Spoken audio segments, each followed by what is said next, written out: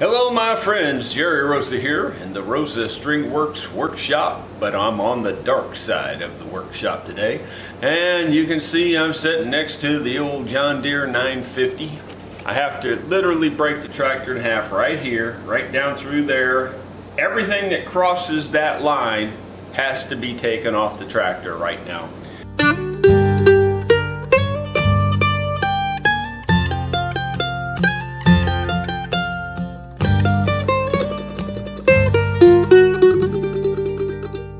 By the way, it's really hot here in the shop, so you hear the air conditioner running in the background. That's a window air conditioner for this part of the shop.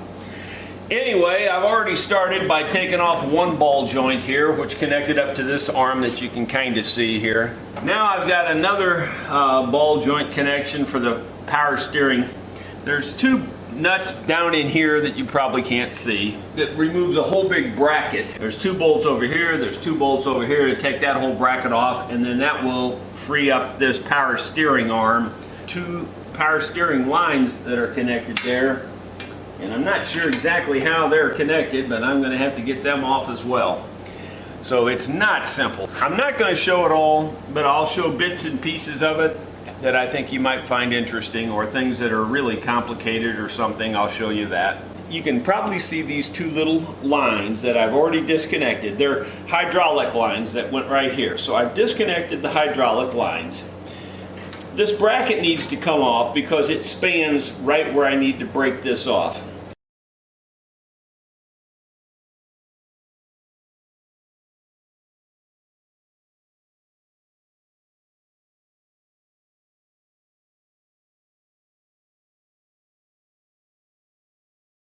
Anyway, I'm breaking the tractor in half right there, and I think I've got everything loose on this side of the tractor. Now there's it looks like a drive shaft down here below that's going to have to come out somehow. This is way down here underneath, you can't see. I haven't even thought about how I'm going to tackle that yet. That doesn't look real pretty either, because it's a four-wheel drive tractor. Well, I wasn't really planning to take off these big giant arms here. I was planning to just leave them on there, but honestly they're kind of in my way, especially for the drive shaft that runs through for the front wheel drive. So I've rigged up a deal here, and I'll show you. That rig goes all the way up to my winch up there, and I will be able to at least hold that in place with my winch. Hopefully let it down to the ground. So I'm going to take the 8 bolts loose, and then we'll see what happens from there.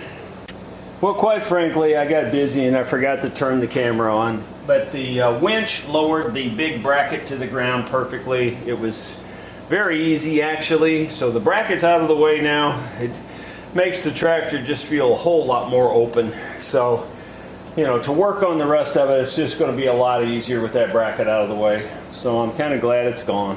Well, I've moved over to the other side now. Hopefully you can see there's not as much on this side. I've got these two lines. I've got this throttle and a fuel line, and that's pretty much it that's spanning this, except for underneath here, and there's this big drive shaft thing, which goes to the front wheel drive. So that whole big shaft or whatever is going to have to come out of there. Of course, I haven't opened the hood yet. There may be a few more things up above up there that I may have to fix, but right now I'm just concentrating on the lower half of this thing. Well, I don't know the best way to disconnect these lines. Unfortunately, this one runs right into something here, and there's no coupling, so you can't disconnect that end. It would be so nice if the engineers that designed this were smart enough to just put a coupling right here, and then bingo, take it apart right here, and bingo, you're done. You know, no, it's not like that. We have to take it apart way back here, so even if we take this apart way back here, you know, then that's still going to span this joint, so that these lines are going to be in the way as I pull the tractor back, because they're hard connected up here. They're not easily disconnected at this end, though I may have to look at it and see if I can just take the whole assembly apart up there on both ends, just to get it out of the way. Because it's tough enough to work on these things when everything's perfect, let alone when you got stuff in your way. Right now it's easy to get this line off, or it should be. I just got to pull a cotter pin here, and this should pop off up here. and that should be fairly easy. And then I might take it apart here. Then I'll have to think about this fuel line and how to shut off the fuel, because it does not look like there's a shut off up here at the tank. So the fuel goes right to here. There's a shut off here, which again, there should be a shut off at the tank. That should just be required. There is one on both of those other tractors, but not on this one. Yeah, so John Deere, good job engineering that. That's just ridiculous. Well, 10 minutes later, getting this all rigged up to drain this fuel. In other words, I got some blocks on the ground. This fuel can is sitting on those blocks to get it up high enough. And I had to clean out this old funnel that was pretty dirty. And anyway, bottom line is now I should be able to turn this and the fuel should start draining. And then we'll drain it into this can. And you might say, well, what's the big deal? Well, if it just had a shut off right there, then I wouldn't have to do all of this, not to mention put the fuel back in later and wait for it to drain.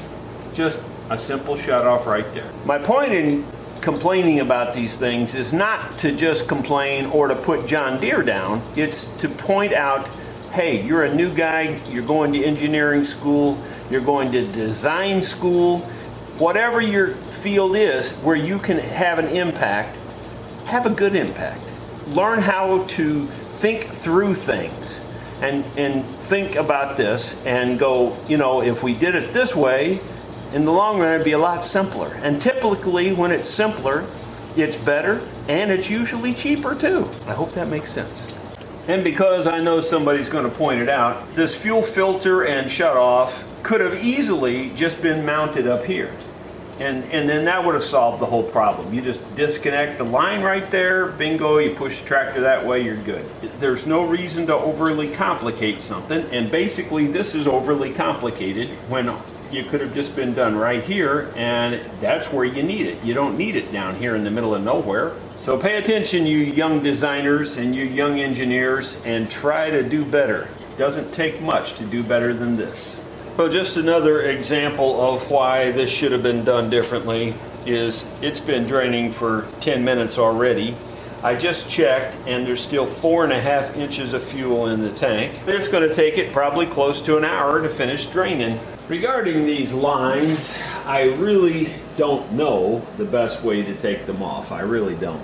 Up here, it appears to be connected to the, I would say this is a hydraulic pump, and back on the back end, they go into a spaghetti of a mess back there, and it's not easy to get to anything back there. So I'm going to just try to take it loose up here. Hopefully it'll be flexible enough I can move it out of way so we can pull the engine forward. I don't know. This could be my biggest mistake so far. This part is metric, by the way. I guess it's because it's a Yanmar engine, and these are attached to the Yanmar engine, so I assume everything on the Yanmar is metric.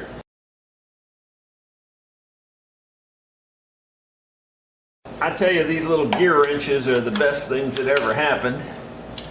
I don't know what I ever did before I got these things. If you don't have a set of gear wrenches, you are missing out. The ones with the ratchet built in is what I'm talking about. Got those loose. I haven't seen anything leaking yet, but I imagine we're going to have issues.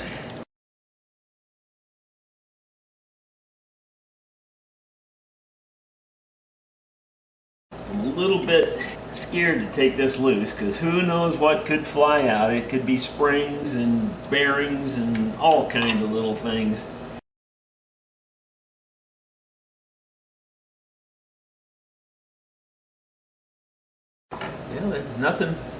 Nothing really leaked out, and yeah, I do think it's flexible enough I can pull it out, but not until I get the top one off.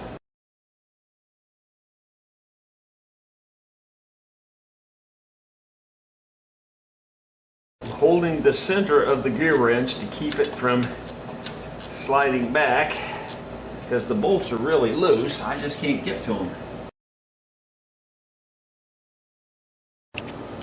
I got the other side of the tractor pretty well disconnected. Now I raised the hood and started looking at this stuff. And all I can see that has to be taken apart is just these two wires. And when I say two wires, it's really multiple wires. This looks like a big heavy cable. I'm going to assume this is the hot wire from the battery going up to the key or something like that. That's what I'm assuming.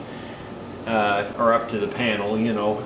Then this is a bunch of other wires, and they go everywhere. And like there's 1, 2, 3, 4, 5, 6, 7, 8, 9, 10, who knows how many in there. Yeah, and so I could individually disconnect all this, then I'd have to individually reconnect it. I'm really thinking I'm just going to cut it here, then just splice it back together. I'm really good at splicing wire, and it would future-proof it for if I ever have to do this again. You know, it's not that hard to put splices in wires. In fact, it's pretty dang easy. So what I thought I'd do is cut this here and see what I'm dealing with.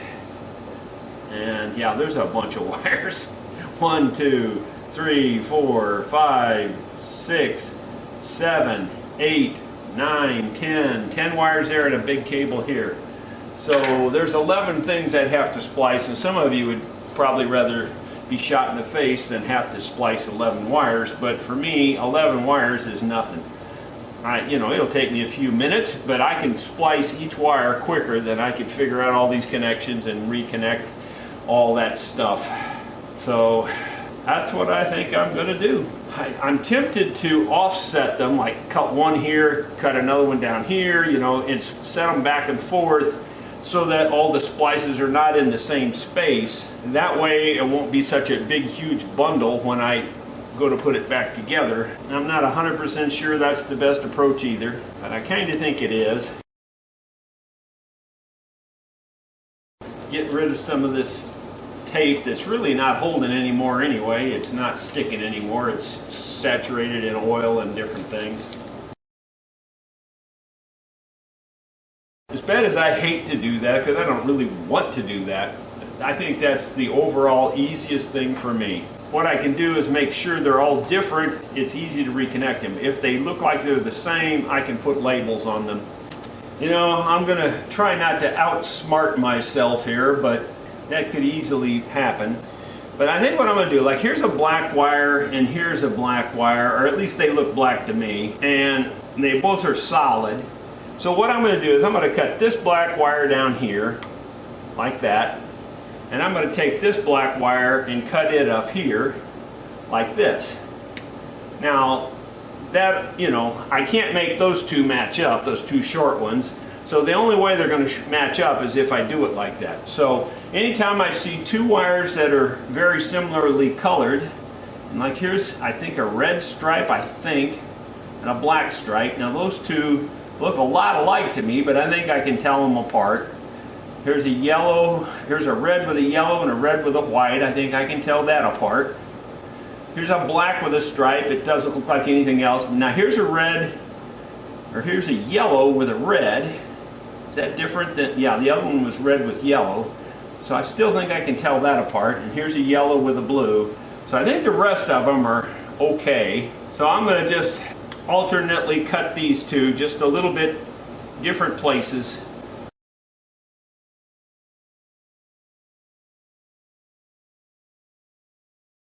Alright, they're cut. And I think by having the different lengths, that'll be good enough. All I have to do now is, well, I don't really even have to pull it back through. It'll be fine where it's at because it can't, it'll separate right here. So I'm not too worried about that now. We'll just, you know, if it becomes a problem later, I'll just have to refer back to the video and see if I can figure it out. Now this one could be hot, so I got to just cut it out here in the open. Uh-oh. That probably wasn't a good thing. I probably just screwed up on that one. That one, I think, was probably an RPM. Yep, I really screwed up on that one. I thought that was a big heavy battery cable or something. Alright, well, I'll have to buy that new.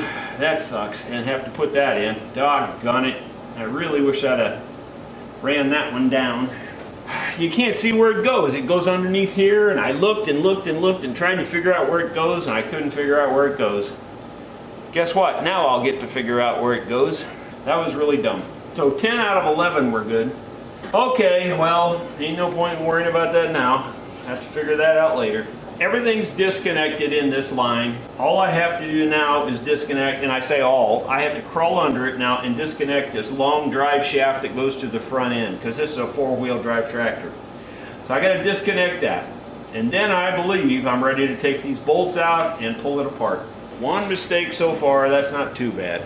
Before I go getting too rambunctious on that end or the other end and taking out all them bolts, I see this rubber thing here on this shaft. It might be that this thing will slip together, and that rubber thing may just be covering a slip joint. So I'm going to take that off to see what that is.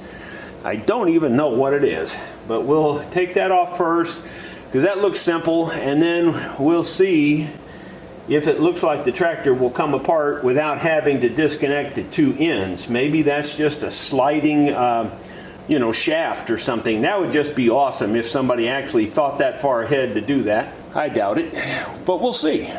Don't want to get my hopes up too much, but this shaft does slide into this shaft. So there is a chance this will pull apart when I break the tractor in half. I've got her supported well, got all the bolts out of it. You can see it's already cracked open here. I've got this engine supported by a chain wrapped around the engine. There's some big heavy steel bars here, so it's wrapped around that steel. I made sure I put the chain above that shaft so I'm not grabbing the shaft. And I tried to make sure it was in where it wasn't going to crush anything. And I think it's okay. The crack was at the bottom to begin with, so I jacked them both up a little bit, and I may have it a teeny bit high. So now I'm toying with putting it back down just a hair, and I'm not sure which one's the high one.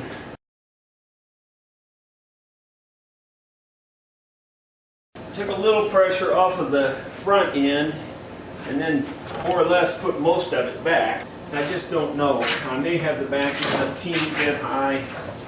Really hard to say.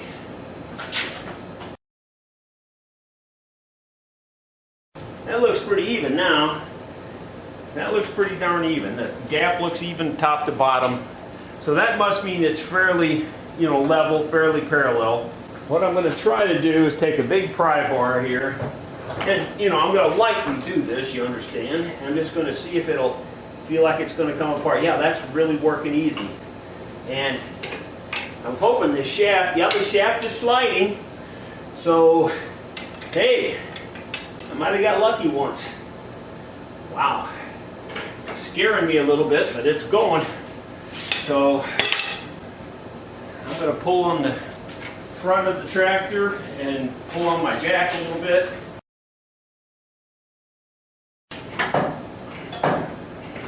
Whoa, scaring me. Trying to lean a little bit. It's got a suspension in it, so it can kind of lean, I didn't think about that. But I'm holding it up from the bottom here, and it probably would have been better to hold it up from the top, but the only reason I didn't do that was I know that holding it from the top would have been more stable. I know that. But I'd have had to take out a bolt here or a bolt there in the head gasket, and I didn't want to screw with any of that since I've never had any trouble with any of that. I didn't want to break any gaskets, I didn't want to break any seals, so I just decided to try to do the chain thing. It's probably going to be a little bit less stable because of it, but I think it's still doable. I think it's fine.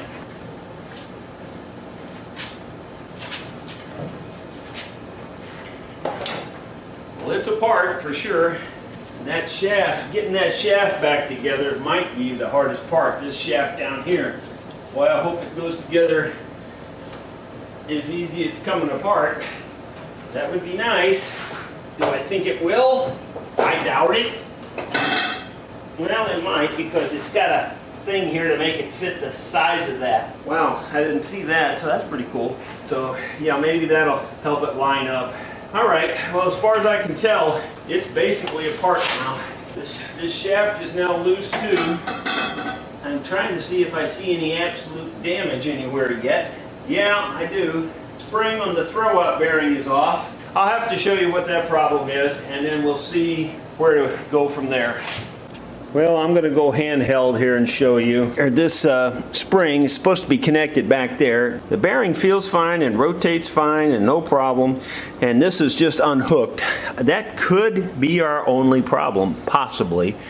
I mean, I really don't know. I'm a little bit leery to think it's that simple. See these little bearings? 4 of them. There should be 6. At least based on the fact that there are 6 notches right here. Probably can't see that, it looks dark. But there are 6 notches, those bearings came out of there. I only found 4. My assumption is the other 4 are up in that shaft and probably stuck in grease or something, or maybe still stuck in the other end. Or they might have fallen right down in this pot of oil, which wouldn't surprise me at all. So I'm going to do some deep thinking and looking and searching and trying to figure it out. And I'll let you know what I come up with. Well, I didn't turn the camera on. I took the original clutch off, and it doesn't look bad now, but it was in horrible shape. This was all stuck down inside there, which I don't know why exactly, other than there was just, well, this kind of shows it pretty good. You can see how this is all broken off, and it should have, it should just be one solid plate. And on this side, kind of like this side. And this was just all broken and just mangled up stuff. I've already cleaned it up. I've washed it off with brake cleaner and stuff. And I have a new clutch to put on it, so I'm about ready to give that a shot. Well, there's a little background noise going on. My grandson's here riding a four-wheeler. My wife's giving someone a farm tour, so you'll just have to ignore all the background noise. This has been cleaned up real well. I've got the new parts. This is what the thing should look like. In fact, I'll just show you compared to the old one. You can see there's a significant difference. This would be, I guess this is the same side here. And then you turn it over and it should look like, whoops, I just about dropped the new one and break it. Now that would be good. And then that side there. It looks a little differently made, but I think it'll be fine. I think it'll work. The splines look the same, so I think we're good. In fact, I'll check it on the spline over here to make sure it goes on, but before I go to all this trouble, yep, it does. So, yep, it looks good. Here's the new pressure, I don't know what you call this, the pressure plate type thing here.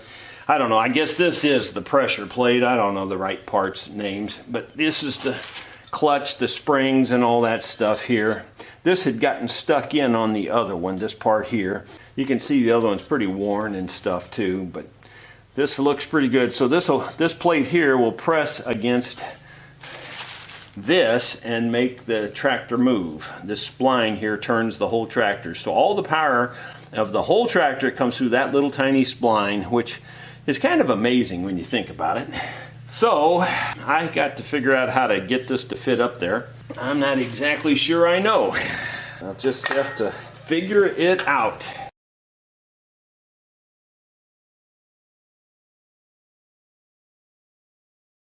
Had me worried for just a second. I thought I had the right holes lined up, but obviously I didn't. And now, got to get these bolts in here, and fortunately it looks like they're going to fit without any major problem. This one will help hold it in place. Get one more, get one down below. Okay, so I've got 2 bolts in there hand tight now to hold that in place, and I'm going to see about lining that up. It looks like it's low to me. That looks pretty good. That looks almost dead center right there, so I would say that looks pretty good. Because this is a single phase clutch, I don't think it's going to be as critical to line it up. The double phase clutch that I did on the Ferguson, you have to have an alignment tool to get this in line. But this one here, the shaft will spin and the teeth will line up, so it shouldn't be an issue. Famous last words, shouldn't be an issue.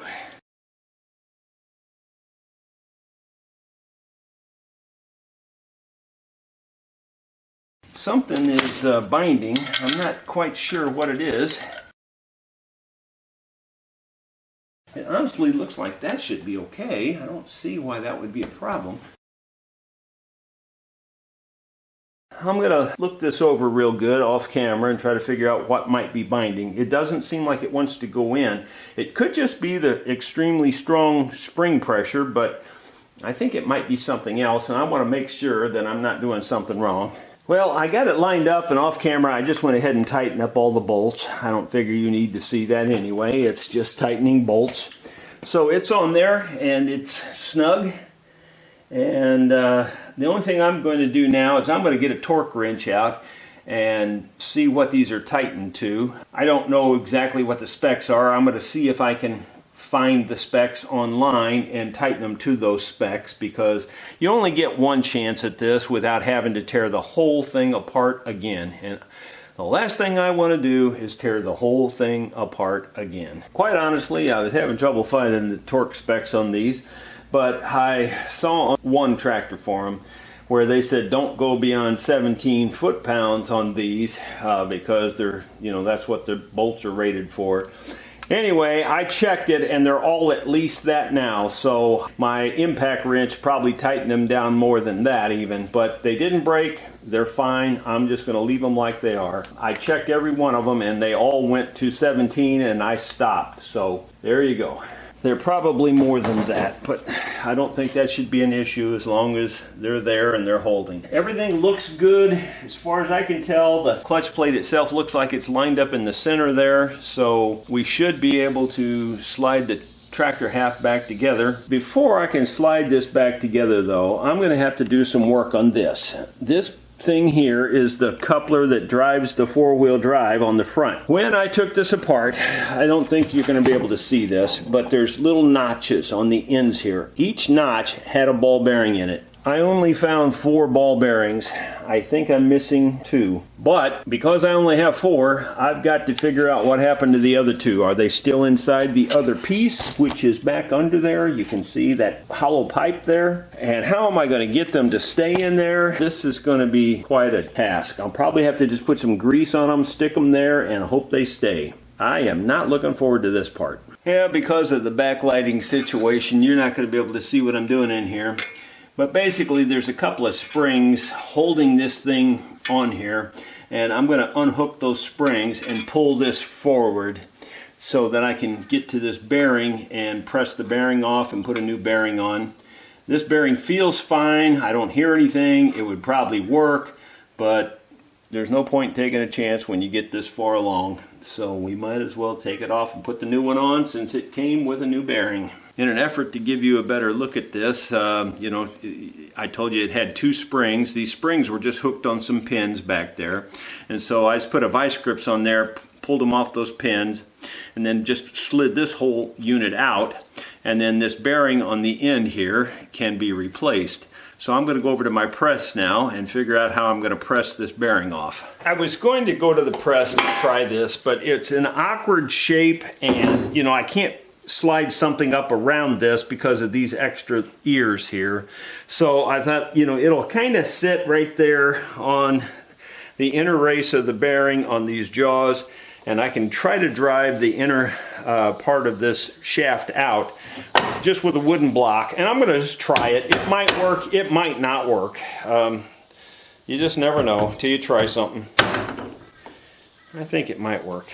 I think it's going. Yep, it's going. I didn't figure it was pressed on there real hard. The only thing is I don't really want it to fall on the ground here, so I'll just put my knee up here to catch it where it won't fall.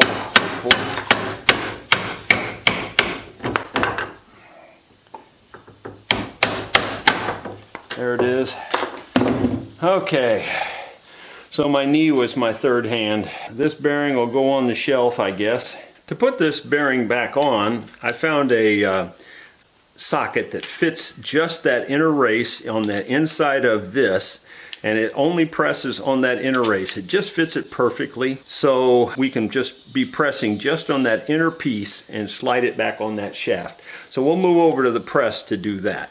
Okay, we're at my homemade press. You can see up above here is the jack. You can't see it very well, but you can see how it's going to be in line there to press. I wanted to show you the thing down below.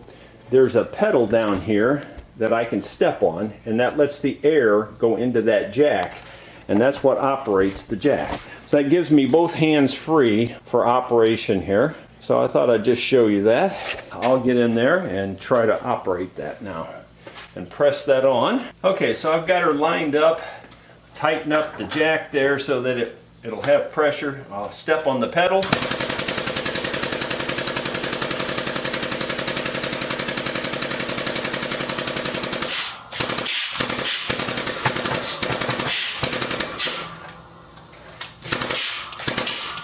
That's it right there. It won't go any further.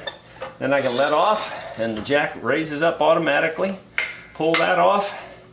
And one perfectly pressed bearing, and you can see it spins freely because I didn't press on the bearing part at all. As far as I can tell, that's on there all the way. So we're good to go. As they say, Bob's your uncle. Once again, you're not going to be able to see this due to the backlighting and everything, but I'm going to just slide this back on there like so, and then I'm going to hook these springs back up on the... And I say that real nice and simple because I think it's going to be kind of hard because there's going to be some tension on that, but I'll get it figured out.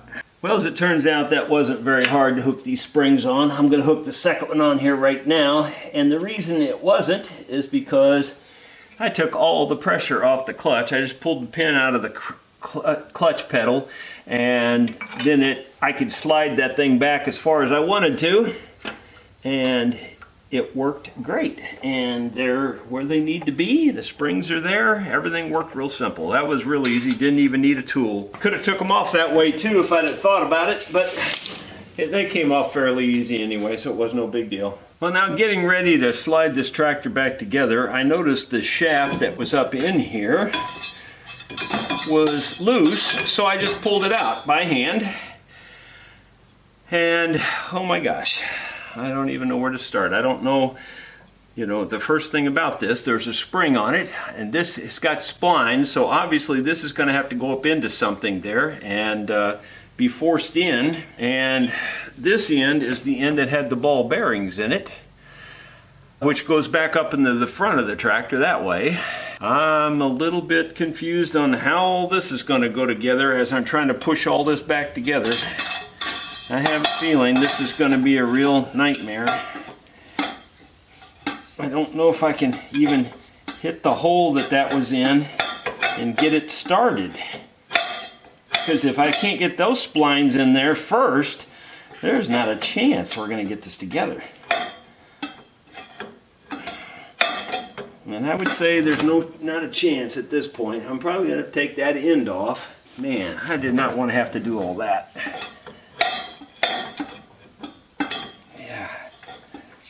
I feel nothing as far as lining up goes. You would think there'd be some kind of a cone or something to slide this into so it would line up, but it doesn't. I haven't got any feel for it going in a hole or anything, so it doesn't feel like it's going anywhere. That's not good. It might have, though. Maybe it did, because now that I say that, it was springing back on me. I don't know. I am not looking forward to this. Well, because of the doubt of being able to push all this together at once, I'm taking this tube off. I've already taken 2 bolts out. I'm going to take the third one off. This wobble attachment here for your impact. Now this is an impact wrench, not a regular impact driver, so this is a heavier duty one. But yeah, I can, because of that swivel, I can get into tight places in it. So I know you can't see what I'm doing, but I'm getting down here right next to the shaft and been able to loosen these up based on that. Worked great. Oh, I see there's bearings on this end too. I'm kind of glad I went ahead and took this apart because I have a feeling this would have been a mess. Oh my gosh. Well, I collected the bearings. This is what the other end looks like. And I imagine there's one up in that end too, so I'm probably going to take all that apart and clean it all up and put it all back together at once. But I'll do that after I get the tractor back together. Oh my goodness, how much fun. Now for the big test. Can I push the two halves together? Oh, it's not going to go simple. It's got to be as complicated as it can possibly be.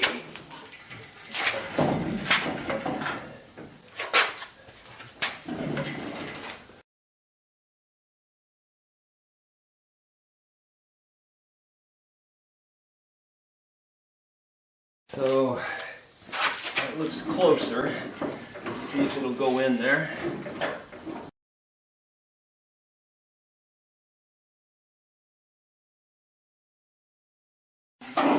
Wow, it's going. I think the back's still a hair low.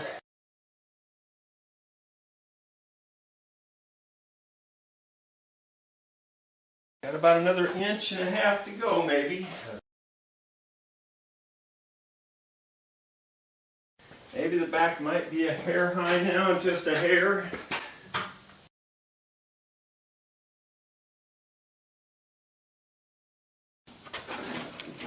That's real close. We're 3/4 of an inch, or less, 5/8 of an inch even. It's just about there.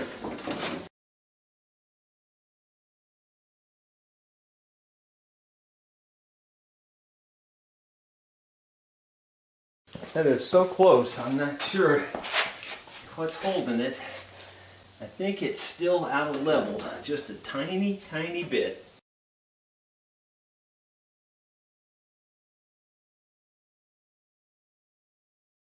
Let's see if I can get any bolts to start lining up.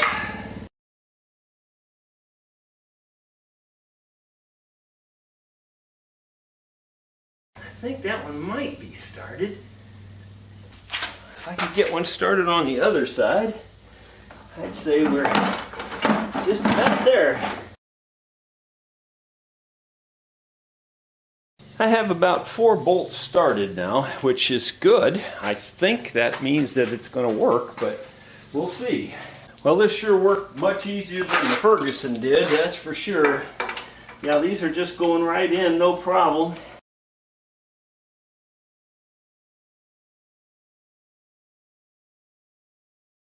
As I said, with the single phase clutch, it's a little bit easier. Those dual stage clutches, they're a lot more complicated.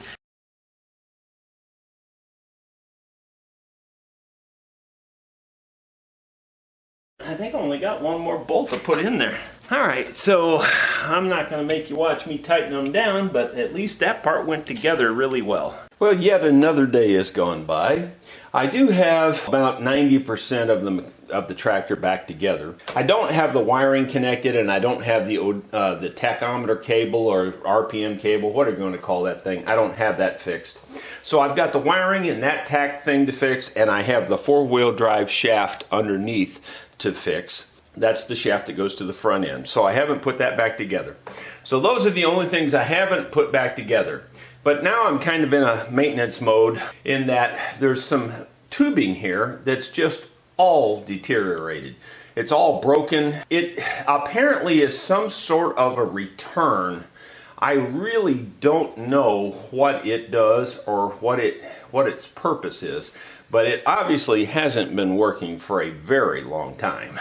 It's all broken in pieces. It's broken here, it's broken here, it's broken here. This line used to go back through here and back into the top of the tank. It's got something to do with air because it goes into the air cleaner here also. So I really don't know exactly what the purpose of it is. And it doesn't really matter. I'm just going to reconnect all these lines up. I went and bought some tubing. Now I bought gas line tubing. It's 1/4-inch tubing also.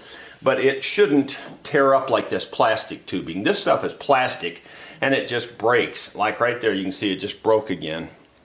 So this stuff is really brittle and I don't want that anymore. So I'm going to start at the tank, work my way back to the first connection, which is right here.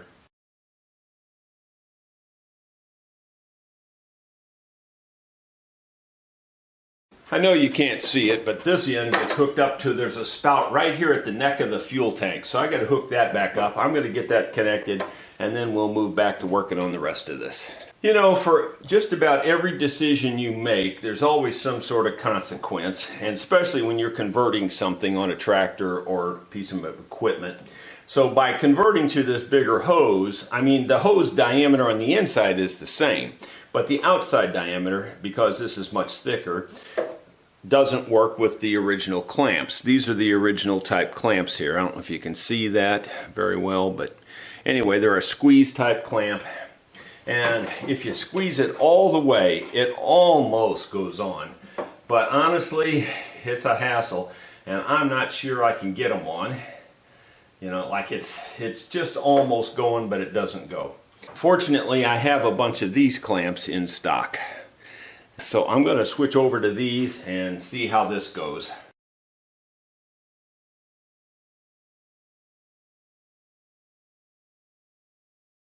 I'm not going to film any more of that frustration. I'll figure it out and let you see what happens.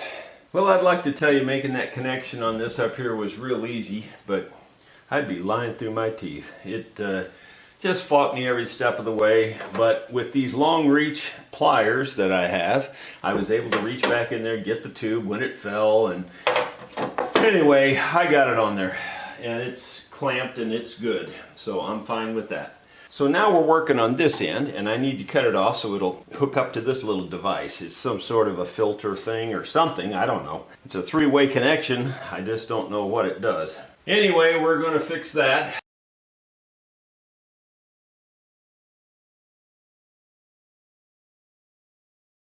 Whatever this connection is obviously not critical because the tractor has been running without it for a long time, obviously. I didn't know it was broken, but it's obviously been broken a long time. So this one goes to here, I believe.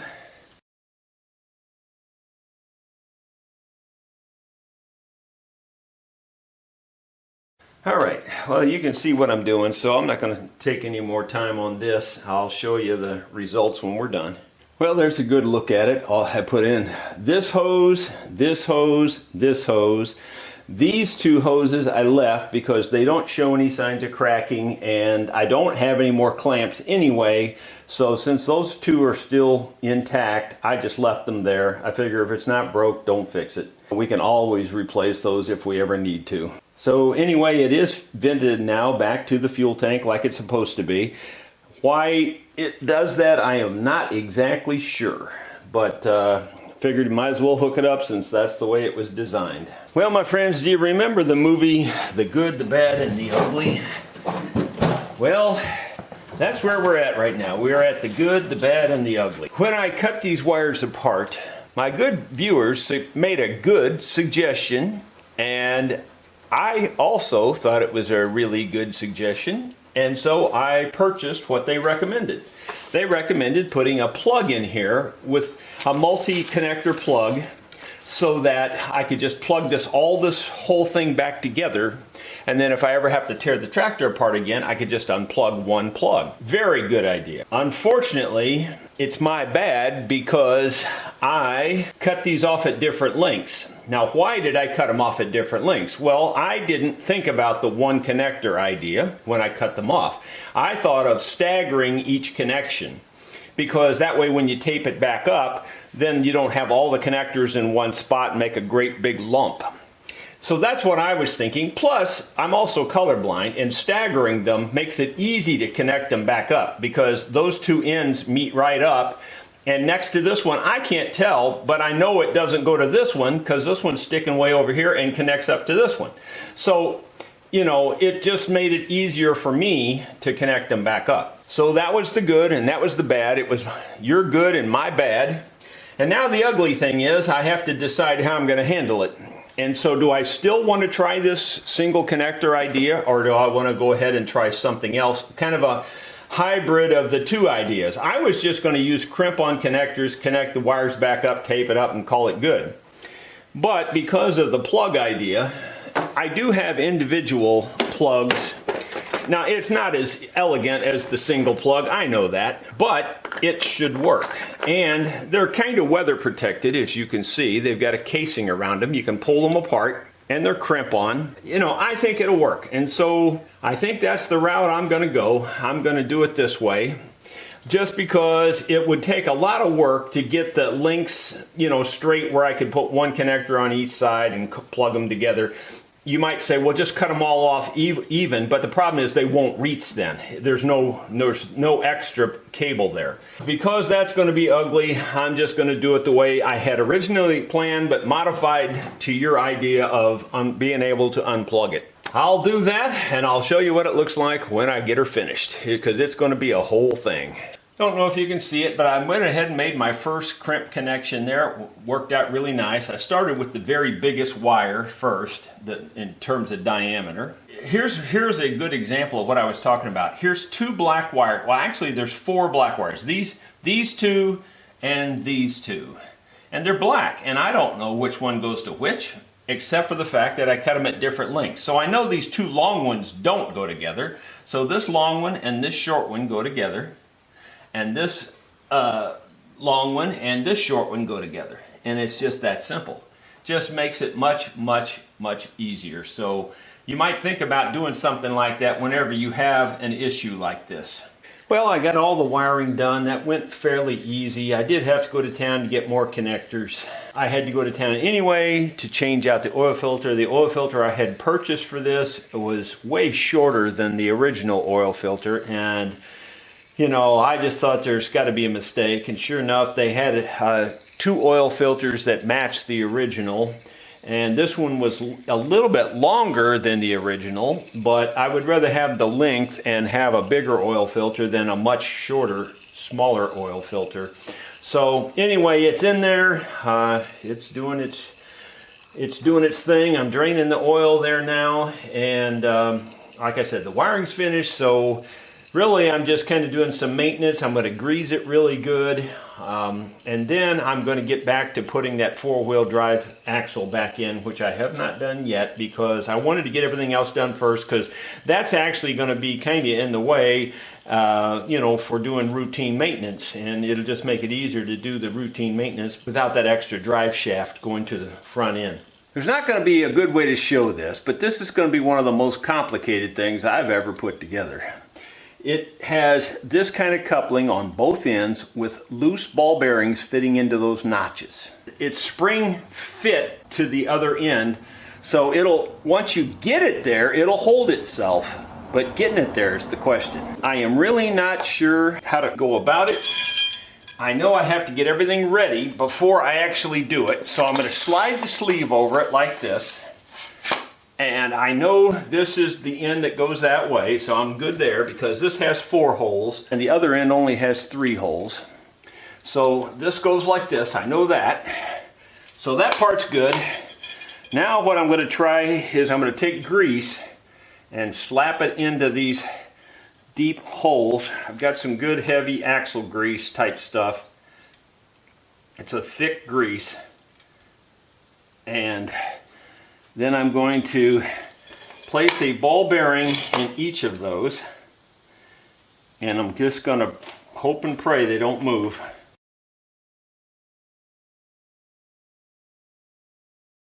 I'm sweating, it's really hot out here, and it's about to kill me, but we're going to get this thing done. I want to finish this today. I don't want to have to be doing this tomorrow. Got one more ball bearing to fit into this end. Okay, the grease is in that one and it's fit in place. Now I'm going to have to be kind of careful. Set it close to where it goes. And then, you know, you got all this grease all over you. So it's just no fun. Now I have the other end like this. This has a spline in there. I don't know. Yeah, you can see it there. There's a spline. That slides over the other end of the shaft and can slide in and out, and that spring keeps the tension. But I have to get the ball bearings in here also. And all that has to get up in there and spring fit, and then ball bearings have to go into place, and yes, splines have to go into place. And like I said, it'll just about be a miracle if I get this back together on the first try. I've done probably more complicated stuff, but this is right up there, I'll tell you that. And especially doing it by yourself, if there was one more person here, it might not be that bad.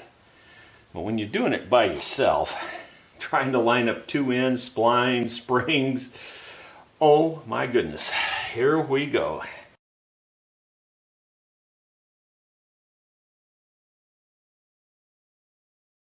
I'll keep doing that, and then I'll show you the results here, because I can't really get the camera under there and do all this, and it's just impossible. Well, as I said, I doubt you're going to see anything, but I'll leave the camera running. All right, now I'm going to try to fit this on this other end with the spring on it. By the way, I probably should put some grease on these splines. All right, so basically I'm sliding this on here, but that ain't gonna go easy either, I can tell. There's too much pressure. Oh my gosh. Yeah, I don't know how that's gonna work. I guess I'll have to slide this end up in here first and get it set. And now slide this end on. There you go. Well, it almost worked. I can't get this end to slide up on there far enough. There it is. It worked. It worked. It worked. It worked. I'm like, that's a miracle. It's so greasy, it's hard to hold and push, and your hands are slipping. And oh my gosh, it actually worked. I really think it actually fit just right. So I'm going to count my blessings and start putting the bolts back in this puppy.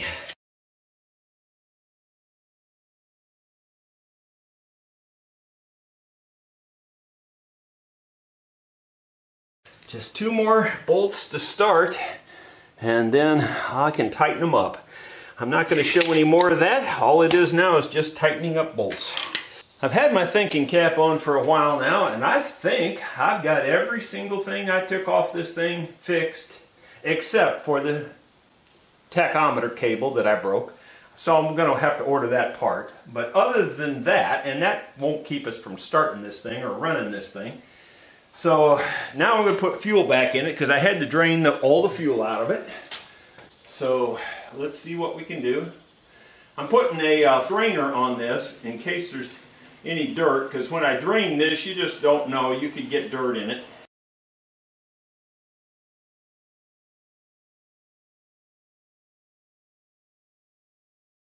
Quite a bit of dirt, actually.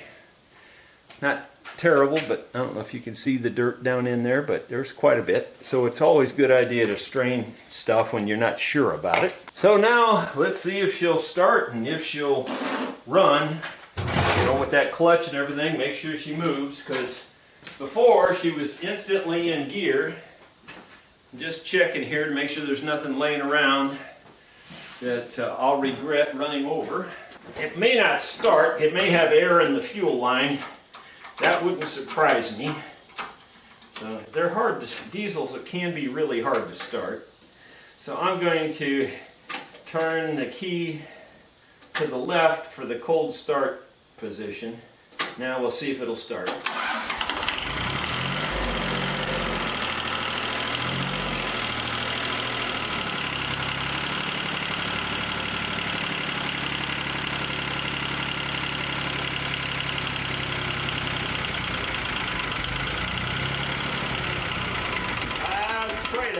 I was afraid of that. It got air in there. Alright, well, I'll have to figure that out. Well, I believe in being honest. I think what I did was I didn't have the fuel line turned on, and now it probably does have air in it. So, there you go. I screwed up. Stuff happens. I remembered that earlier, and I was going to fix that, but you know, sometimes you remember and sometimes you don't. So I'm letting the air get in here to fill this up.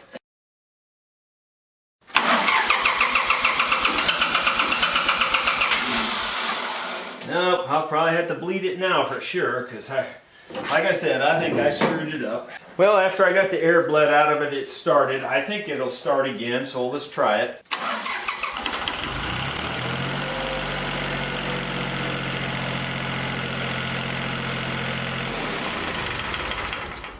Okay, so that works.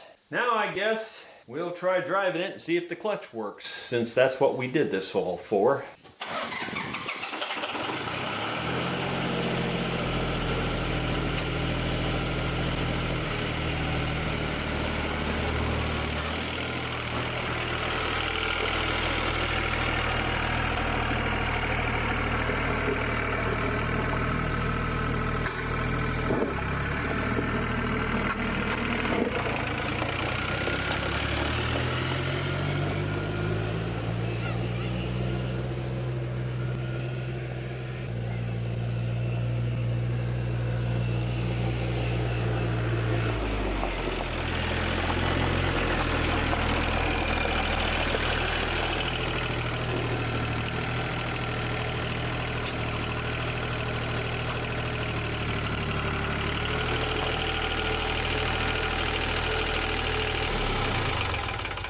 Woohoo!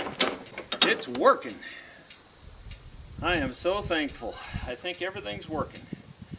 I don't have the front loader put back on it, but I'm not sure I'm going to put it back on there because just don't need it. We've got our Bobcat with the front loader, and this tractor would be better served as a brush hog or, baling hay or things like that. And that front loader kind of gets in the way. Well, I know I look a mess, but thank you for watching, and I hope you learned something from my follies here trying to put a new clutch in a John Deere 950. Thanks for taking a look.